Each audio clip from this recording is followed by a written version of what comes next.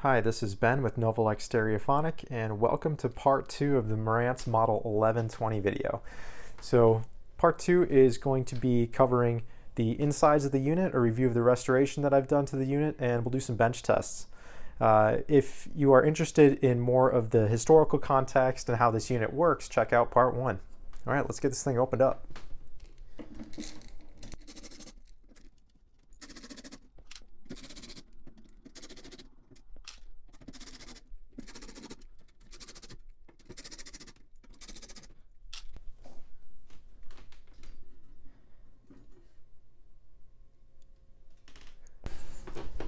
All right, we've got the unit open. Let's see what this thing is all about. First off, we've got these beautiful blue PCBs, that hallmark of 1970s American Marantz. This open chassis layout that's very different than what we see in most of the Japanese Marantz from this era. The design is modular. All these pieces can be pulled out and serviced outside of the chassis. Now that has pluses and minuses. It's easy to work on the pieces because once you have them on a card, you can flip them back and forth and very easily change components, but it does make troubleshooting more difficult. This is a piece that's kind of difficult to isolate issues on because of the design. Let's go over some of the things I found with this specific unit and had to resolve. So when I first powered this thing on, it fundamentally worked. I was able to get audio through it, and it tested up to power fine, but it had channel imbalance. The channels were not equal to one another, which is not ideal for stereo listening. It can cause an image shift and an inaccurate representation of the media that you're trying to listen to. So I had to kind of separate this into sections to troubleshoot what was going on. So luckily this has pre-out main in jacks. When I fed the power amp by itself, I had a channel imbalance. I'm like, okay, we've got a power amp issue. When I fed the preamp section by itself into the scope, I found that I had a channel imbalance in the preamp as well, which was related mostly to the volume control. So these volume controls, the carbon tracks inside of these can deteriorate, and what happens is they become inconsistent one channel to the other. So when I was raising volume in this volume control, instead of the volume for the left and right channel coming up and down together, throughout the range it would do this. And that's no good. It means you can't even fix it. If you have a channel imbalance where one channel is slightly louder than the other, you can at least crank the balance over a little bit and get it to center out.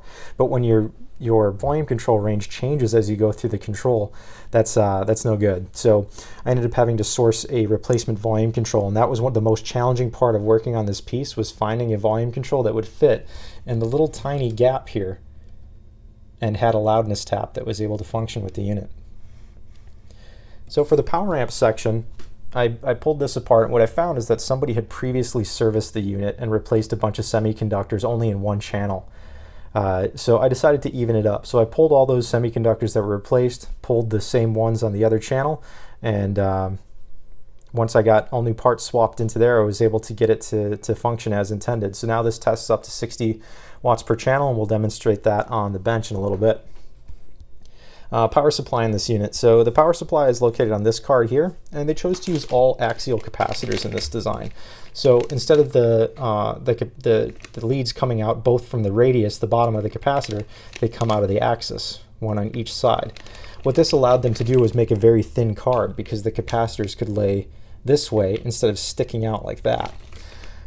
This also presents another challenge for modern restoration, because axial capacitors are harder to come by. They're still produced, but not by as many manufacturers, so your choice is limited and the price is higher. So this unit is a lot more expensive to restore than other units of this power output level and vintage. For the caps, they weren't actually that bad. We've got that first bag I showed you were all testing fine. This bag, these were close to out of spec, either 20% or 20% above or 20% below tolerance. These ones were either open, shorted, high ESR, or way out of spec. So the capacitors in here were pretty good quality to start, but because I was taking the whole thing apart, I wanted to go ahead and recap this whole thing. So recap the power supply here, and then the original filter can capacitors are these vinyl clad big boys here. And a modern capacitor of this same value is only about this big. So that presents a challenge here. This originally sat in the bottom of the chassis, and set our proper level for mounting this ground plate and the other connections for this power amplifier board. So I needed to come up with a way to get a modern capacitor to be at the correct height, which I did with standoffs, and I was able to use the original clips.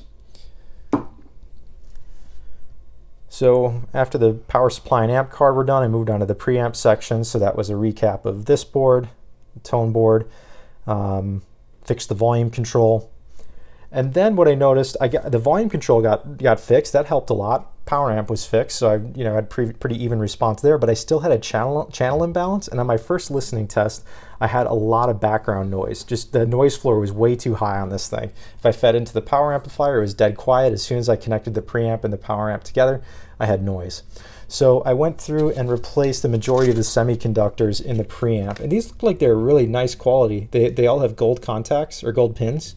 But after I replaced these with modern semiconductors, my channel balance issue went away, and I also have a much lower noise floor.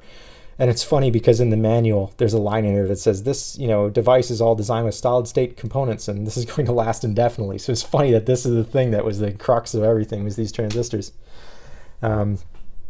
So that kind of goes over most of what was done during the restoration. I also sandblasted and repainted the cover. And then, as I talked about in the other video, I made some custom Kimber jumpers for the back. Just a couple more things inside of the chassis worth noting. So the adjustments for the power amplifier card are buried down in the bottom of the chassis, very hard to access. There's too much of a risk of shorting something out trying to do an adjustment while it's in the chassis like this. I wouldn't even attempt an adjustment unless this card was pulled out of the chassis, laid down, and connected with clip leads. So that's just another reason this thing's a little bit more expensive and more of a challenge to restore. I did replace the incandescent indicator with LED using a modified dropping resistor on this PCB here. And then I wanted to go over the power switch stuff. So this is a little bit better angle here. You can see how the power switch is not at the same depth as these other switches, either depressed or not.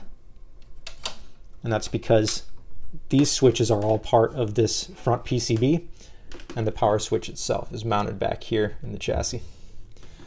All right, let's get this thing set up on the bench and see what it can do. Okay, we've got the 1120 up on the bench, and we're going to do some power tests. So a little bit about the rig.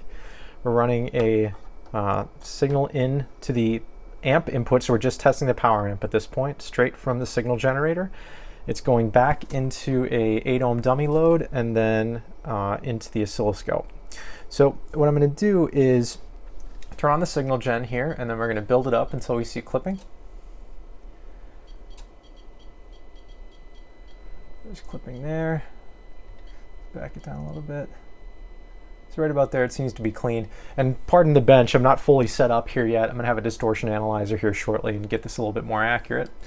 So I'm seeing 22.3 approximately there. And if I overlay my waveforms here, we'll see that they are pretty much equal, which is great. So I'm going to turn this off and do the calculation. 22.3 volts RMS. 22.3, and that by 8, and we got 62.16 watts. So we are at spec. I'm sure if I put a distortion analyzer on it and looked at the distortion level, we'd be starting to get a little bit of distortion elements around that 60 watts. So power amplifier is nice and clean. Both channels up to 60 watts, evenly balanced. Now we're going to do a frequency sweep. So I'm going to keep the channels overlaid like this, but I'm going to drop down the output power. A little bit more than that.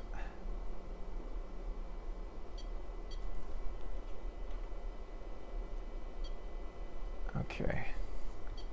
So I'm going to keep them overlaid here, and we're just going to look at these lines on the top and the bottom. I'm going to run this on a sweep. Let's change our frequency here. I'm going to do the audio spectrum, 20 hertz to 20 kilohertz. And what we can see here is that through the entire sweep, my amplitude is pretty constant. Oops, 20 hertz, yeah, that's right. Let's change the sweep time a little bit longer.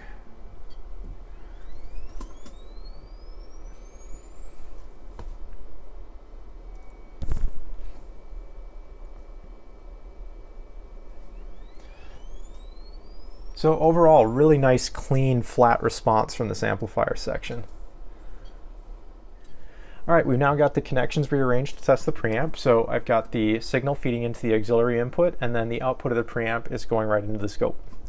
So let's go ahead and bring up this audio level with the volume control. So we've got a nice smooth volume tracking. I'm going to use the balance control to simulate what this control used to do. So it used to be that as I rose up, we'd have the levels kind of doing that as you went up and down. They deviated from one another. So the replacement volume control really did the trick for solving that issue. But we can see at the top the channels are still slightly out of balance. This would be impossible to hear differentiate because it's at such a small level, but it's really only at the very top range of this new control. Everything else looks pretty nice. So let's do a sweep test on the preamp and see if we get a nice flat response like we did on the power amp. So bear with me as I set the sweep frequency here.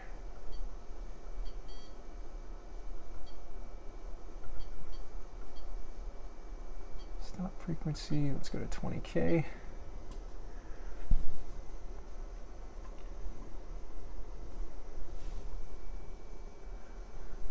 So we can see that it starts out below, it comes a little bit above our line here. The frequency gets higher, and then it starts to come back down. So we really have a little bit of a slope going on here with the frequency response, and also a bit of phase shift. So during my listening tests, I indicated that the power amplifier sounded really, really nice, but the preamp, I needed to play with the tone controls a little bit to get it dialed into where I like. So the bench tests kind of reflect what I picked up in the listening, but there was no center image shift that was a big deviation. So that was the big thing. When this started, if I was going to listen to a track, the singer might have been here instead of dead center in the mix. So mission accomplished on all of that, and I think it's just the design of the unit has a little bit of a limitation in the flatness of the preamp. So that's it for the bench test and the inside look. Thank you for watching, and I'll see you guys next time.